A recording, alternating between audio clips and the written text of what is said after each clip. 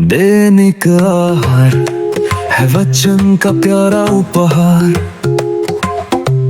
रोज का है ये आत्मा का पोषण संसार। हर शब्द में छुपी है ईश्वर की पुकार। आओ सुनो समझो जीवन में लाओ प्यार।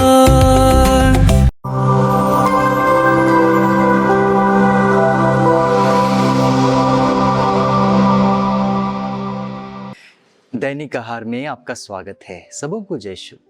मेरे मित्रों, मेरे प्यारे भाइयों बहनों, इस संसार में बुराई इतनी बढ़ रही है, कहा जाता है कि अच्छाई का दिन ही नहीं रहा। मित्रों, क्या कारण होगा? क्यों इस संसार में बुराई फैल रही है? इसका उत्तर जवाब एक ही है, स्वार्थपूर्ण जीवन। इंसान स्वार्थपूर्ण जीवन जी रहा है।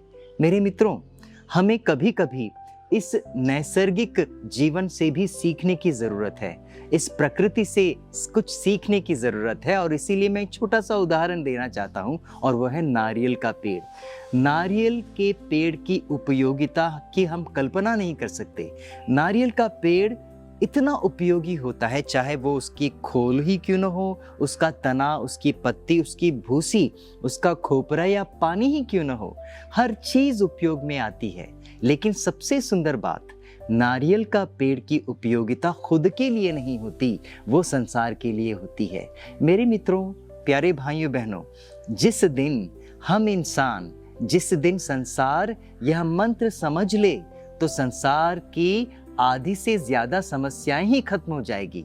जिस दिन हम यह मान ले कि हमें निस्वार्थ जीवन जीना है, खुद के लिए नहीं जीना बल्कि संसार के लिए जीना है, उस दिन संसार की समस्याएं ही खत्म हो जाएगी। मेरे मित्रों, मेरे प्यारे भाइयों बहनों, और यही बात है आज के जो पहले पाठ में ईश्वर आमोस से कुछ कह रहा है।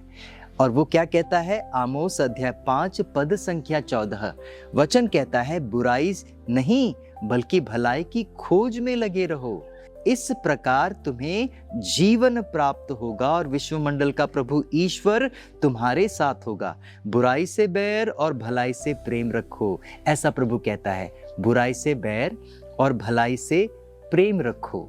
मेरे मित्रों, मेरे प्यारे भाइयों बहनों, इसका छोटा सा इतिहास में देना चाहता हूँ। यह बात है 8वीं शताब्दी ईसा पूर्व की, जब आमोस का जन्म हुआ था।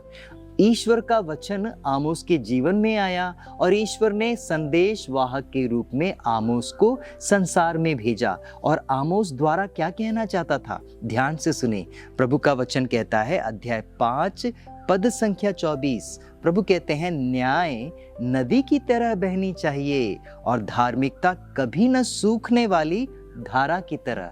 जानते हैं ऐसा ईश्वर ने क्यों कहा? क्योंकि धार्मिकता की जगह नहीं थी। आमोस के जमाने में धार्मिकता की जगह नहीं थी, न्याय की जगह नहीं थी। अमीरों और गरीबों के बीच में दरार पैदा हो गई थी और अमीर गरीबों का शोषण करते थे, अत्याचार करते थे। और ईश्वर नहीं चाहता था कि ऐसा हो, और उन्होंने चेतावनी दी और ऐसा कहा कि यदि ऐसा होता रहे तो समाज नश्वर की ओर बढ़ता रहेगा और नाश हो जाएगा। मेरे मित्रों, ऐसा ही हुआ। आपका क्या कहना है? क्या हमारे समाज में और आमोस के समय के समाज में अंतर है? बिल्कुल अंतर नहीं। हमारे समाज में भी अब तक अत्याचार होते हैं। गरीबों की आवाज सुनने वाला कोई नहीं। गरीबों पर अत्याचार अब भी होते हैं, शोषण अब भी होता है। जब तक हम इंसान निस्वार्थ जीना न सीख लें, तब तक ऐसा होता रहेगा और नाश की ओर बढ़ते जाएंगे। मेरे मित्रों, आइए हम इस संसार के लिए, खुद के लिए प्रार्थना करें, ताकि हम इस नेचर से कुछ सीखें, नैसर्गिक जीवन से कुछ सीखें, नारियल के वृक्ष से कुछ सीखें। सबों को जय शु।